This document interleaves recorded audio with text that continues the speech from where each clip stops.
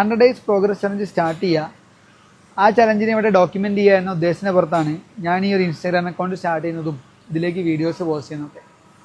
Daily videos post ചെയ്യുക എന്ന് പറയുന്നത് ഒരു വലിയ ചടങ്ങുള്ള പരിപാടിയാണ്.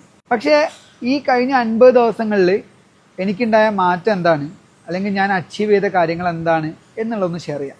കൺസിസ്റ്റൻ്റ് ആയിട്ടൊരു കാര്യം ചെയ്യുക എന്ന് പറയുന്നത് അത്ര ഈസി ഉള്ളതൊന്നല്ല.